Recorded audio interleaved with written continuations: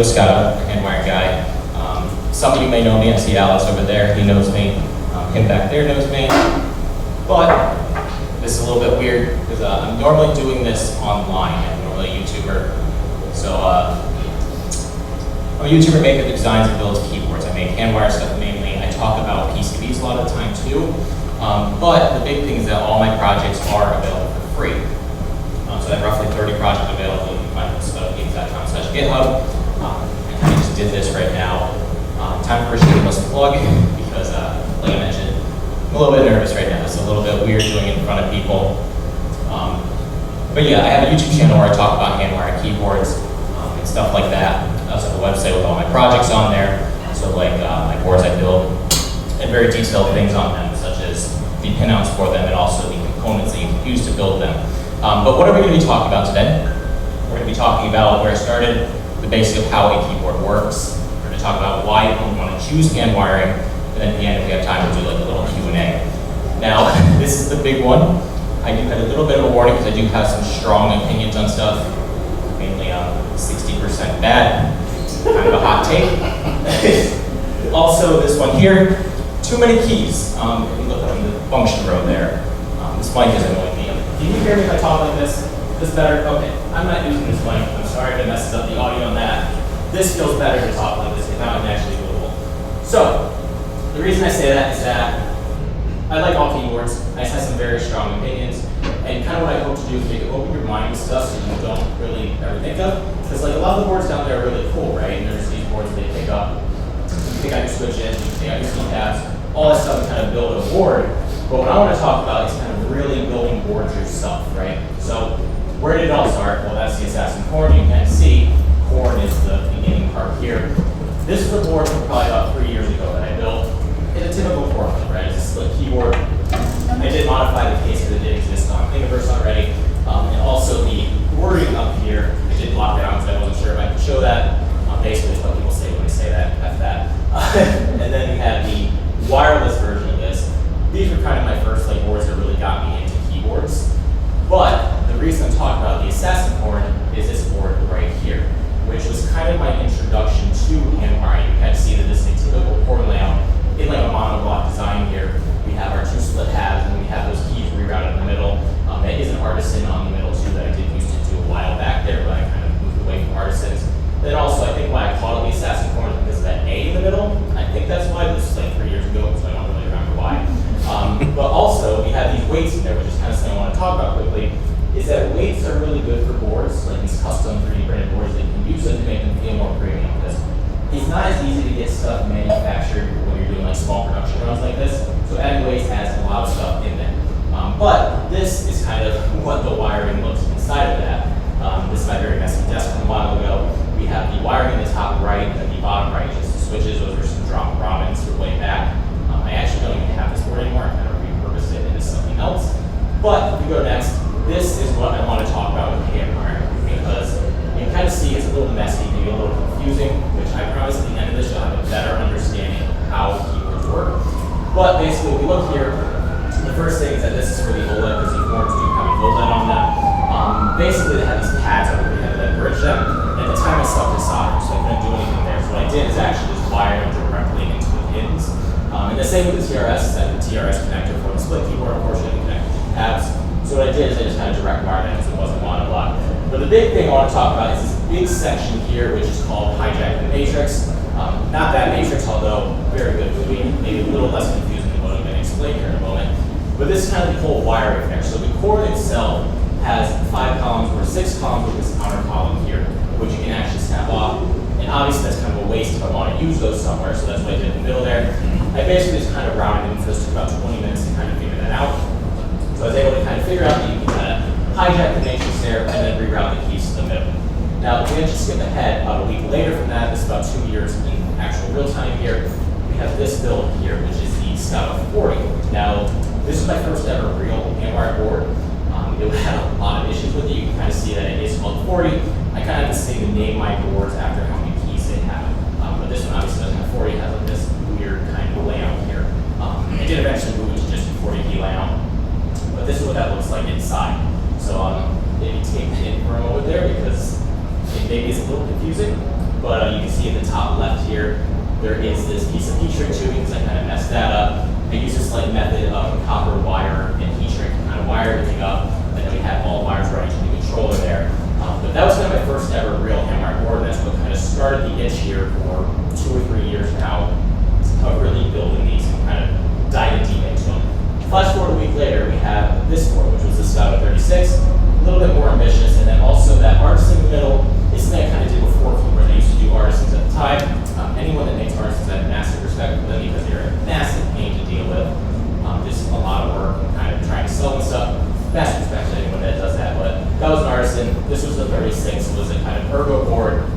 Then that is kind of the inside of that, which some people that know me will know this here is kind of from my big video of how to build a hammer keyboard. I recommend if you do find this interesting. I see someone shaking their head that knows about it.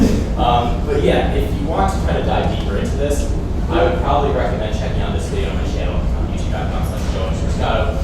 It'll kind of give you all the details you need in order to really jump into how a hammer keyboard works. But let's talk about now how a keyboard actually does work. And it's basically just a grid. It's pretty simple. Maybe I said that it's simple to me, but I'm hoping by the end of this you will understand it more. So this is basically a simple 4x10 panel. This is actually based on the Scout 48 I showed a moment ago. And before we actually dive into that, we need to talk about the controller because this will dictate everything you can do in your build. So this here is just a typical Pro Micro. I'm sure most of you have seen these in most builds out there. But let's talk about why it's important because of the brain of the keyboard. It directly impacts how many switches you can have. So how many pins you have on your controller, right here, will dictate how many switches you can actually use on your build. And you're probably looking at this right now and thinking there's only 18 pins on there, right? This is the Pro Micro, they typically have 18 pins. So on there you think that you can only have 18 switches. Well, there is actually math you can kind of do there to figure out how many. It's this equation here, GPI divided by 2, and then to the power 2 squared, we'd be able to find that. So for Pro Micro, that gives us 81 possible keys. Which we'll talk about the matrix in a second, but that kind of brings me back. That also, you can do a method of direct wiring, so you can just wire to each pin individually if you wanted to. You don't have to do that matrix, but the matrix just allows us to get more keys on the controller.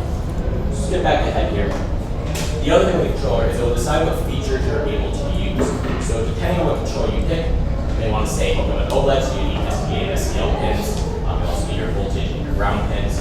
Or if you want to do like serial communication where it's split, you'll need those type of pins. You don't really have to worry about these too much because it depends. Most controllers will have these. There's not really any controllers that don't have these. But it is a consideration to take if you're going to want to use these types of features. Now the bigger one though is that memory limitations are very likely to be a consideration on what controller you pick. And the reason I say that is this right here is the code that is running the OLED on that keyboard for a few moments ago. All of this takes up data on your controller. This is all going to run stuff on there. So depending on what you want to do, you're going to need more storage for that. And then finally, wireless is always an option also. There are some issues with wireless, of course. I recommend for wireless the Nice Nano. That's a pretty typical controller. There are clones out there that also exist for it. However, they have some issues with them. They're also like ripping off the guy who actually made this. So I recommend getting the official Nice Nano to do that. But they also do have power considerations. Like they have capacitor issues where if you want to say get good battery life, knockoffs don't really have to get some capacitors on them. So it will cause issues there. And here's an example of a hand-wired board. So the concepts are the same for both a hand-wired board and a wireless board and a wireless hand-wired board, if I can speak. So you can see the only real difference with the wireless one is that you have a battery and how to wire it. So the rest of it's mostly the same. This is called by Scout Chalk one. It's like a chalk switchboard. It's kind of cool. But what do I recommend for the controller? Pretty simple. RP2040. I don't know if anyone knows about RP2040s here. Probably most boards out there use them now. A lot of boards are kind of trending towards these. Raspberry Pi is who makes this chip. Has a lot of storage and a lot of processing power and a lot of GPI, so you basically have no limitations anywhere.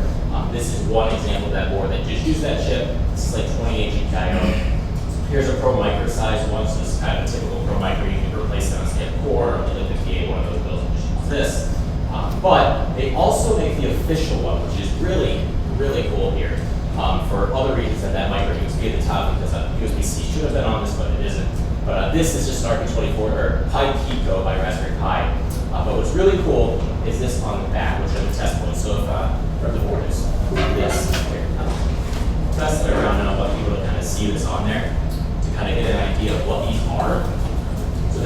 points on the Pico are really, really cool, and kind of a reason that I still use this board, regardless of kind of the issues with it being micro USB, we can actually reroute that there. So those pins right here specifically, this one, and this one, are actually USB breakouts. So we can use those to do stuff like this, where this is kind of a brutal thing. I actually ripped off the controller there because I didn't need it, the little USB port.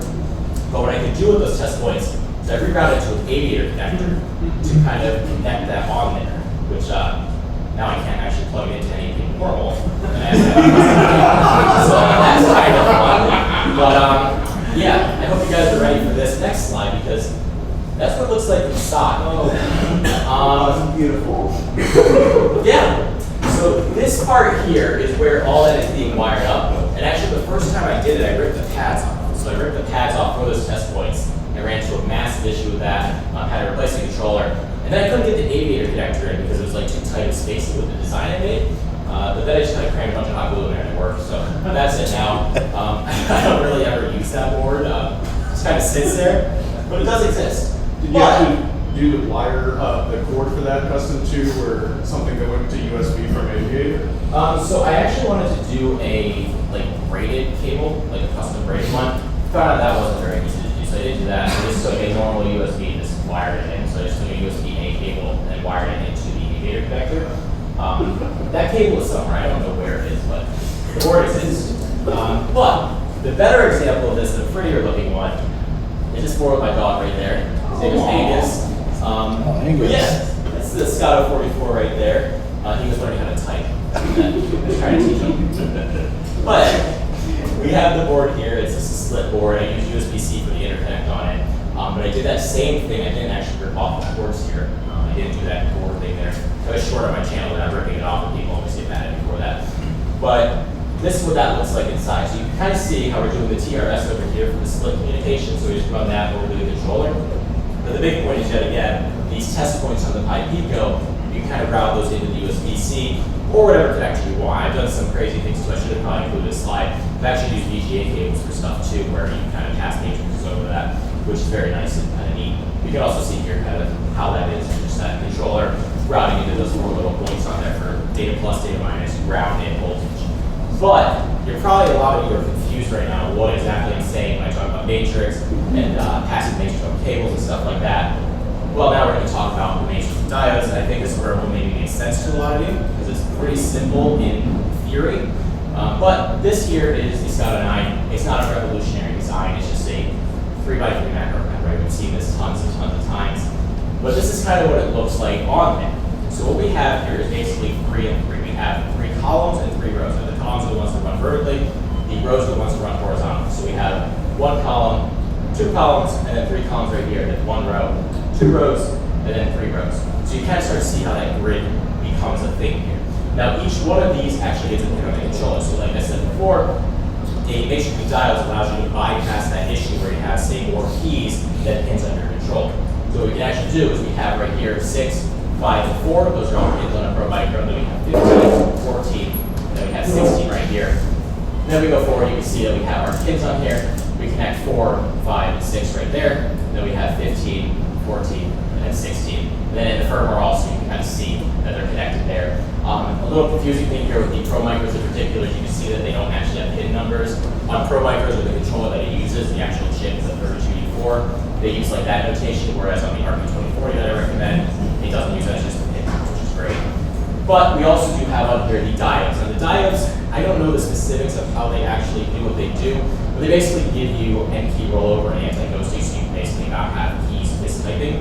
And they basically allow current to only flow in one direction. So it only goes this way, it goes through the black line. That's basically how that works. You can kind of see here, that's what it looks like wired up, which it seems a little bit messy. And then also I use kind of hot glue to hold the thing in place there, which is a thing I got in trouble with people before because they don't like that. They think it's kind of messy. Kind of moved on to like UV resin now, which works a little bit better. Hot glue is just really straight, so it's kind of annoying to use. But yet again, I do like to mention, if you are interested in any of these on the website, I do have detailed breakdown of like where stuff can go. So like this is the build I would really recommend to kind of dive into MR keywords if you wanted to. It's just simple enough and just complex enough to kind of keep you understand stuff, right?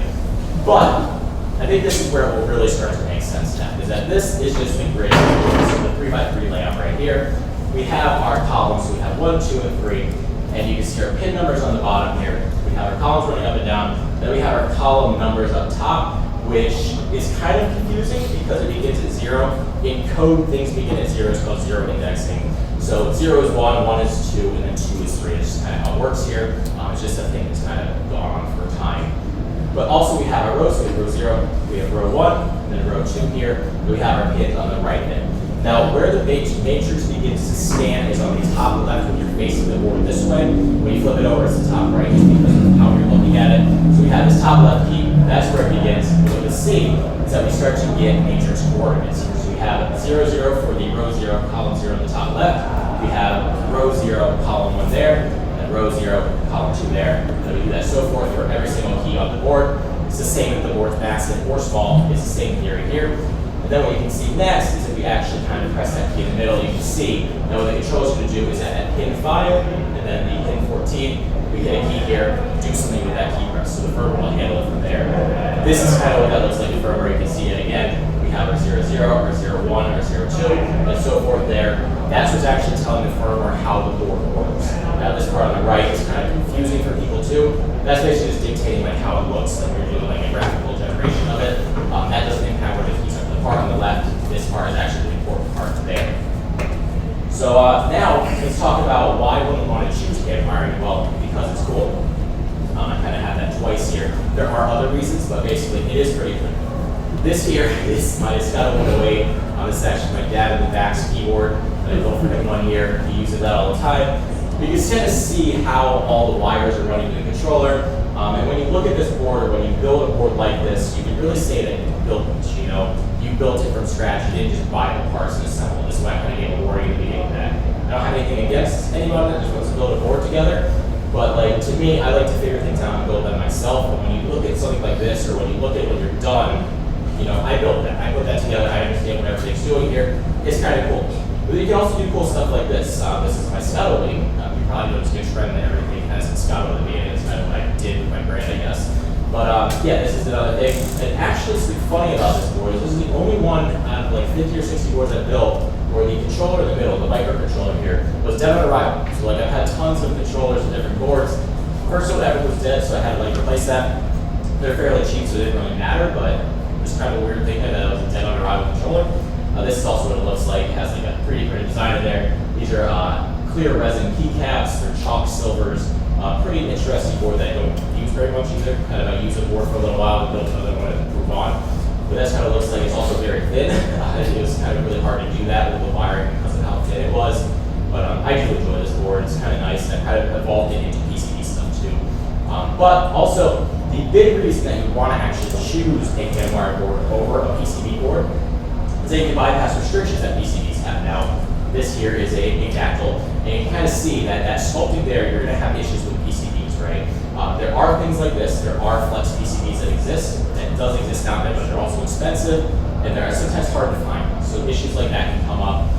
But you know, you can just kind of wire it up here if you wanted to. You can see on the right there, this guy just basically wired it up, and it just makes more sense to do that. You don't have to prototype stuff. You can kind of just get it going, which is great. You can also do this, which some of you might have seen downstairs in the board on a table down there.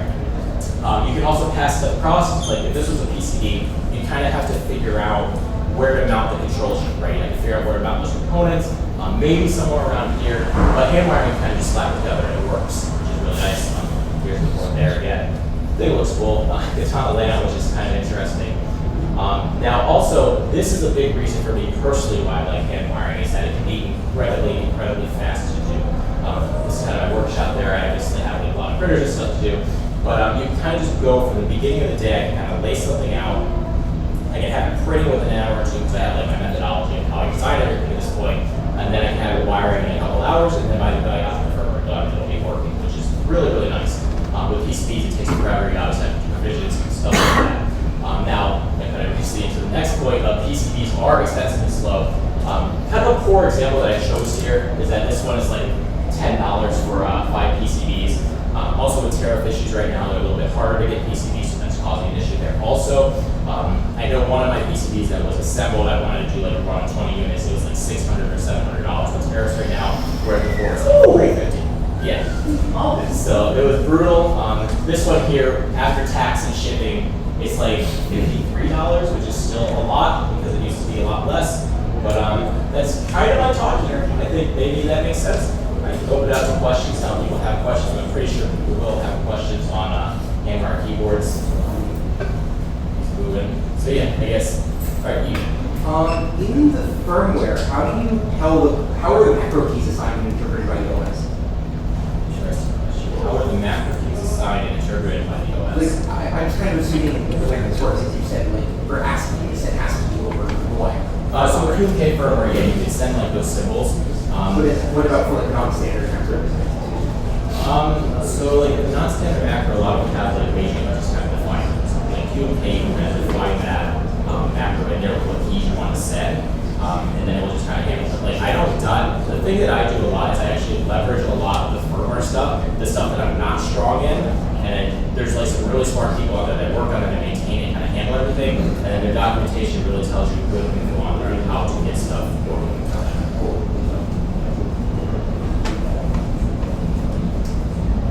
Do you have any advice for learning how to compile QMK? Oh boy. I'm gonna actually, Alex, bring in the mic and have him ask that. What was that?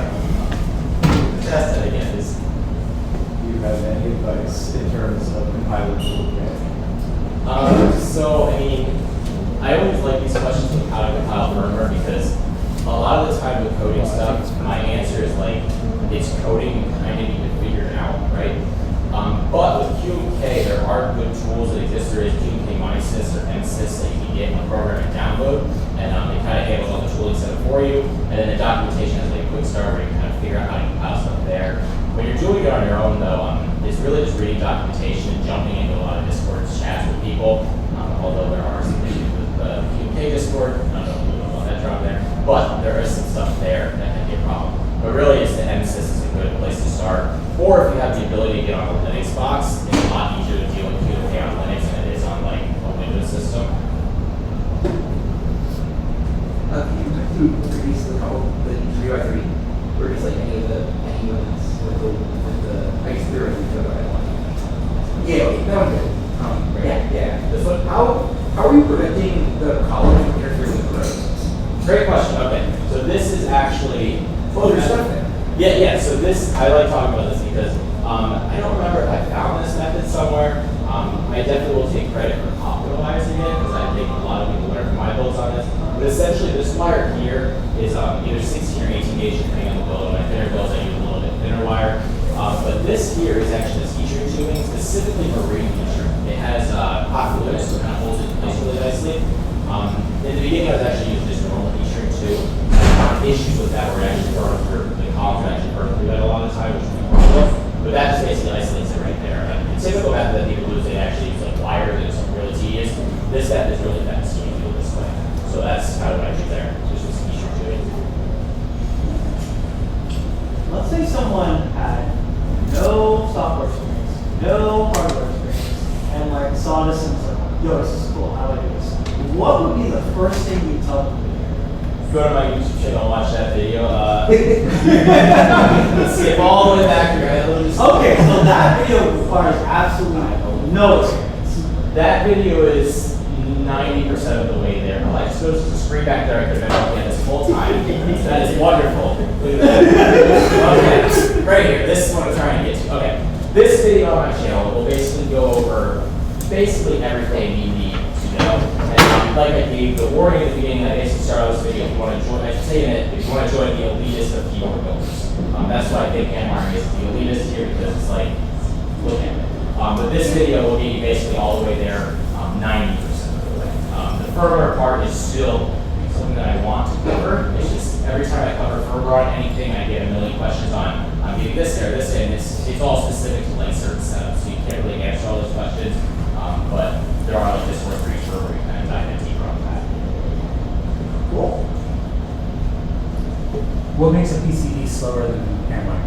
Manufacturing time. Oh, okay. So better. Yeah, slower in manufacturing time, and then there's other issues with PCBs, in particular where like you have revisions. So say you get a PCB, and there are tools that you can use to check it, right? Like you run DRC Design Tools Checker, which will check and say, oh, this looks okay to manufacture.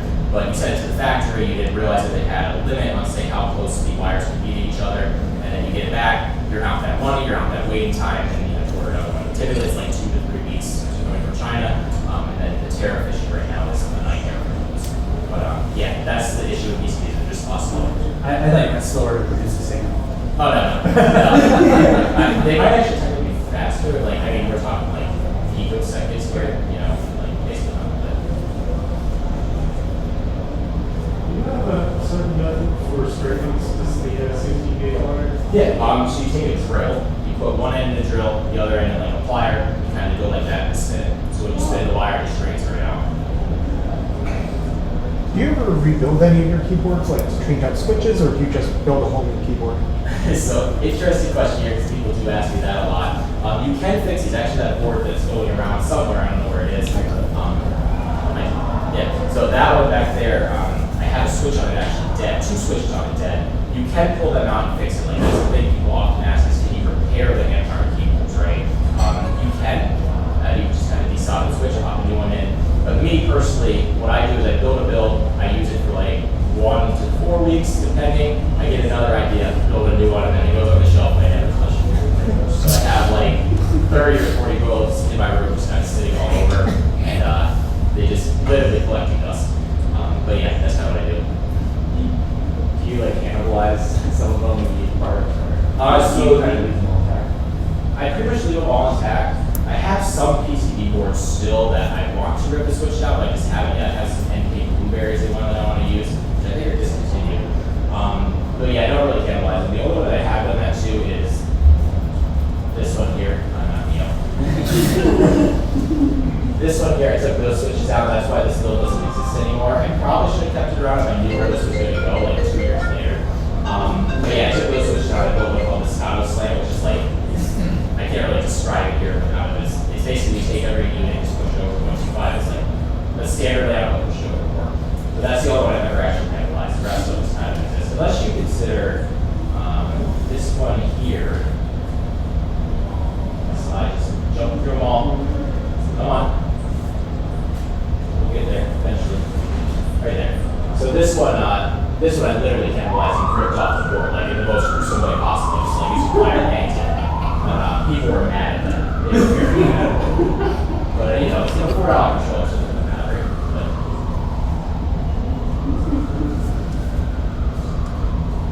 So you said you prefer to build them yourself. Do you have any pre-made boards? I do commissions for people. I'll hand wire stuff for people also. I do kind of sell PCBs, but not so much anymore since the tariff situation. It's just hard to get them in, and they're just a lot more expensive. But no, like all these I pretty much build out. I mean, like personal collection. Like, do you have any? Oh yeah, I have my first one I started out on was a UT47.2. That's kind of one that really got me into keyboards a while ago. I had an Iris before that I like. That's kind of one that I actually want to cannibalize again and rip out the switches because they're Zelio V2s, I think, which are pretty nice, pretty tactile. But other than that, I don't really have a big collection. I kind of like to use my own boards, my own designs at this point. But there are like the ones that were the staples of me building boards that I kind of keep.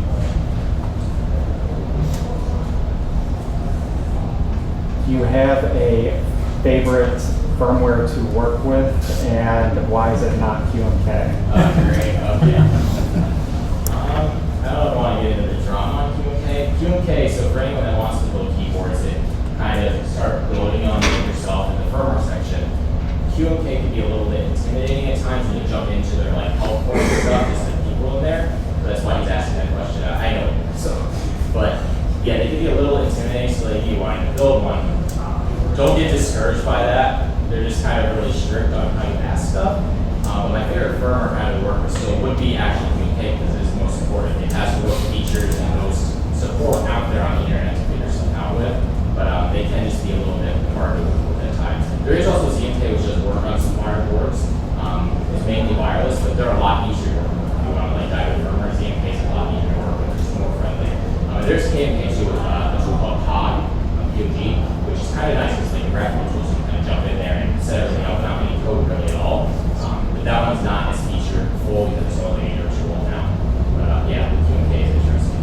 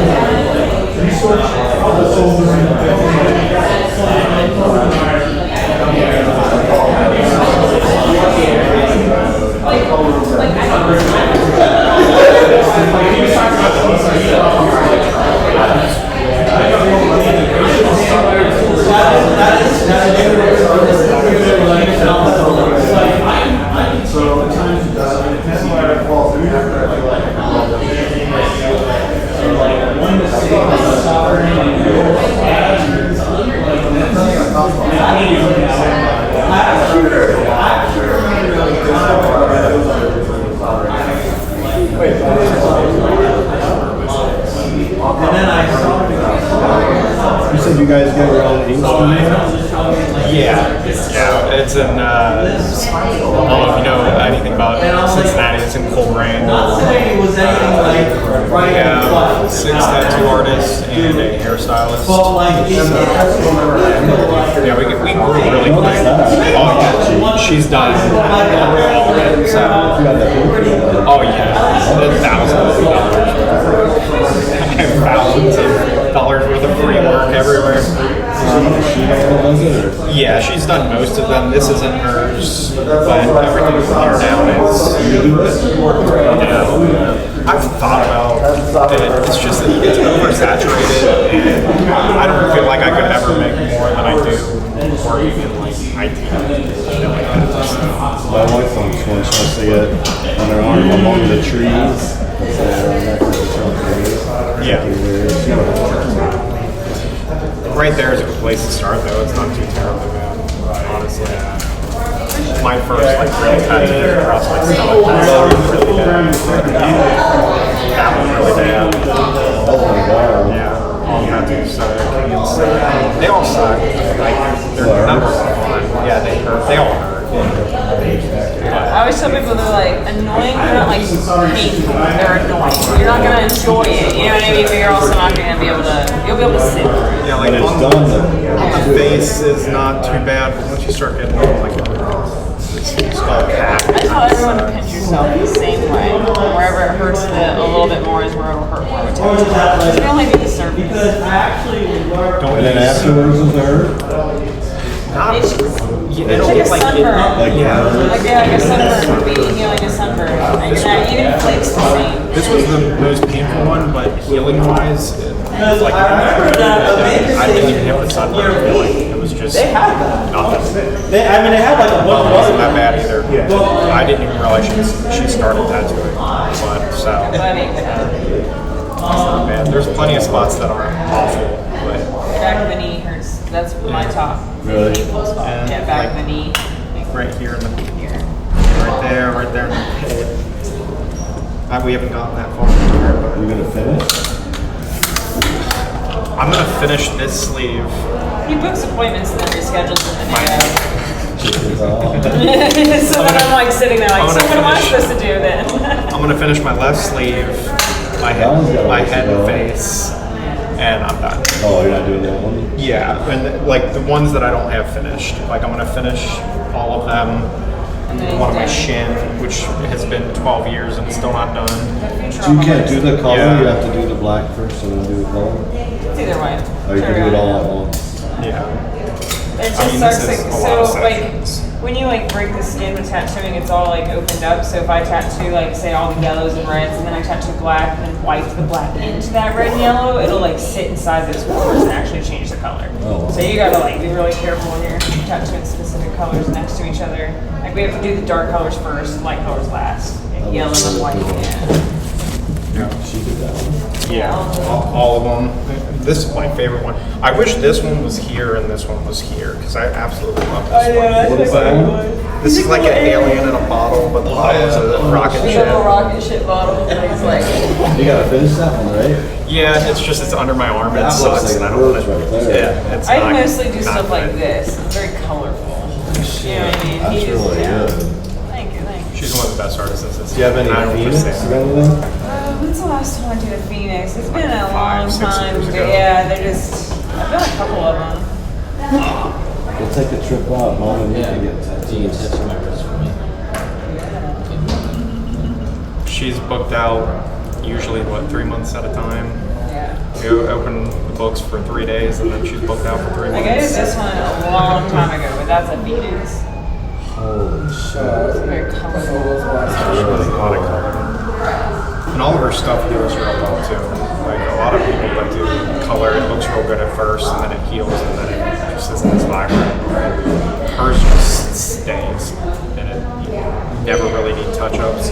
This needs touch-ups because I'd use numbing cream like an idiot, and it kind of thickens your skin and makes it harder to tattoo and comes out. So there might be anything that looks like it's fallen out. It's been my fault, either by picking it or something stupid.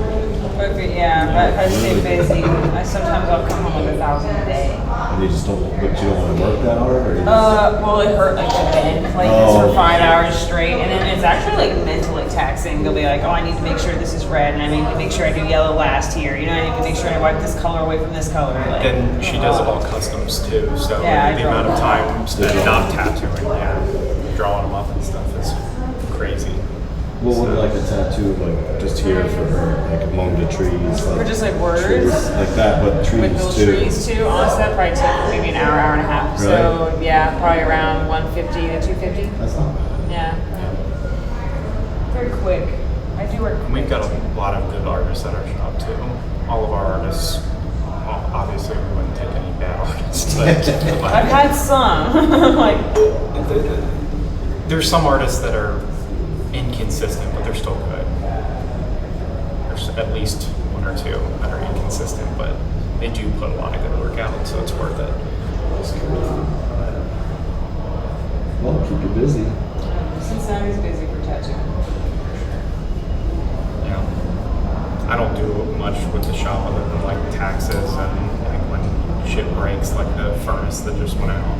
Yeah, I can't wait for that. You do the taxes?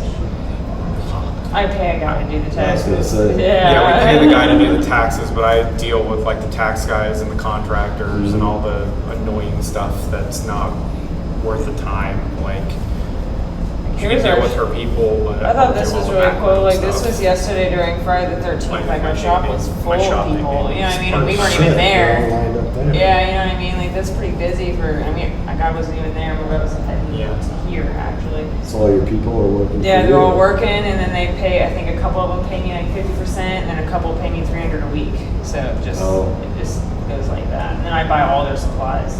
I don't got to worry about any of that. That's really good. Oh yeah.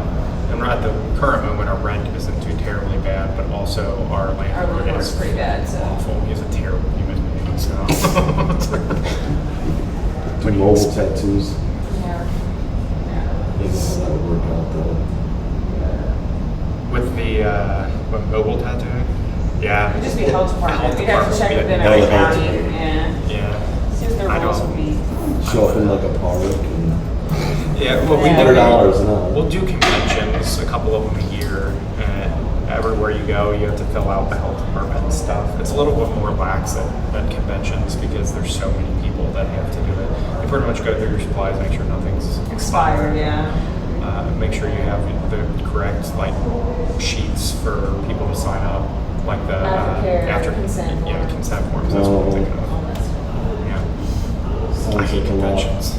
It is a lot. Usually you think you just write like drawing on people, you know, Yeah, for it's- money, but it is not. It's like I'm basically like a doctor minus the schooling. Yeah. Yeah, because you can really screw somebody up Yeah. if you don't know what you're doing. That's why I'm afraid of vertigo. Yeah, exactly. And it's I know. good to make sure, you know, you're checking the artist portfolios, making sure the shop is vetted, there's no like record with Like them. New York, right? New York. Oh yeah, New York. New York's not too That's far. what, like 5 hours? Where you at? Depends on what Cincinnati, part of Ohio. Yeah. 5 hours. We're basically Indiana, like how far are we over? Welcome Indiana, Ohio. to booking coming out of the shop. Crazy. That's what you did. 6 p.m. What? Oh, They yeah. left at 6. Yeah. That's crazy. It's wild. Yeah, that was. There was no one on the roads though, so I felt like you were flying and we got here pretty good. Yeah, I was We going did. 85 the whole way. There was so much traffic in here last night. It stopped. We stopped at every light. It was like, what the hell? We had like Broadcast that. traffic because we But it were. was like 3 in the 3 morning. o'clock. in the Like morning. everyone's sleeping. I don't know if it was because of the parade or Oh, I'm sure. Oh it yeah, I was. mean that's why we couldn't find a hotel. That's why like Yeah, we everyone were so scared we were gonna have to sleep in the truck and just risk the police coming. What are you doing? because we called like 4 or 5 hotels and Alex was like, if you None were of here, I them would have were- dealt with it. I was like, you would not have been able to deal with like a smoke room. Like it was like Oh, an I would've- ashtray. I Like would've my just- throat was closing up. I was like, I "There's might nothing." have just went and slept in my car and not even worried about it. It was bad. There's a place down the street where we're all sleeping on the street, so Oh, there. I went there. Yeah, I don't care to sleep in my truck. It's whatever. It's crazy how homeless people here. Well, It's sad. Is it like that in Cleveland? Cincinnati. It's Actually, pretty yeah. bad in the Is it? city. In the city, yeah. it's really bad. Downtown. Downtown. We live about 15 minutes They out. live from like in the downtown. parks down where we are. We have a couple of parks, like Mount Oak Park and stuff. Yeah. We got a lot in Syracuse too. Yeah. Seems like it's getting worse. Yeah, it's because I feel like I don't living's want to getting more get too expensive. political. Living's, You're fine, you're fine. living's Not getting bad. expensive Oh, yeah, in yeah. general. Living- Like yeah. you gotta think, like Living everything's is just going up. insane, and then like Interest rates. nobody can afford to live, and No one's selling houses or buying houses. yeah, you have millions of corporations or hundreds of corporations buying up all the Renters. single-family homes. Yeah, like renters They need and to stuff. just cut that out. There's an Airbnbs. imbalance now. There's like almost 2 million sellers and And 1.5 buyers. Airbnbs too are taking over houses, right? Airbnbs. Yeah. have been- Yeah, Airbnb, they put a lot of restrictions on Airbnbs though recently, at least in Ohio, there's been a lot more restrictions on Airbnbs. So you can't like buy a home to Airbnb it. You have to like, it has to be your primary residence or something like that to be able to Airbnb. Because people were just buying all the homes in Cincinnati, you couldn't find them, which is still a problem. It's gotten bad. It has gotten bad. Yeah, I mean, I bought my house for $55,000 And that 12 was a years really ago. good deal. That was Yeah, really, we got it was a lucky. good deal, but it was right at the end of the housing crisis. And now my house is worth $270,000, and all we've done is put new floors in it. Like, Yeah, it's just by osmosis. It's funny, It got we to were be- looking for houses and he's like, I have a $300,000 unit. I was like, oh, so it's our house now. Like, that's what we have. Like, and that's, everything's up. If we moved to northern Kentucky, the price of living is a lot lower, even just right across the river. Because we live Kentucky, Indiana, Right by and Newport, Kentucky and all that. Ohio border, like right there in the tri-state. 30 minutes Indiana, Yeah. 30 minutes Kentucky, 30 minutes Ohio. Right 30 there. minutes in any direction, and you're in a different state. So, Yeah. Yeah. Things have gotten bad. I don't see them getting any better. Unless someone doesn't miss next time. I don't Be careful saying that here, Let's see, Jesus. what else I say. Do you know what's happening? Someone, I didn't know. Somewhere, it's like I that. would never. It's like that Whitest Kid You Know skit where he's like, "What's the place to do this?" You know that one? I have to send Whitest that Kid to You you. Know? Whitest Kid You Know skit. Trevor Moore. Oh, yeah. The one where he's like talking about the best place. Yeah. But it's totally illegal to say that. Totally illegal. Yeah, you can't say. But I can say it though, because I'm just saying hypothetically. I Yeah. love White City. It's Yeah, so that's- much. Forever puppies. It's, but if that happened and Jacob Vance was, you know, it would be just as worse, maybe even worse off Fuck because no matter what. he is the puppeteer, so one of the many puppeteers in this. There's really somebody in the background running things though. It's not For either sure. of them. It's all You see when he signs the executive orders, he's like, "Here, Mr. President, here's the order." And then he says, he's like, "That looks like a good one." Are we being recorded? yeah. Oh, wonderful. Yeah. I might talk. We're good. We're good. Really? Press stop. Press stop. Press stop. I'm the one that said the worst stuff, so. Yeah, press stop. Stop. Space. I don't think they remember.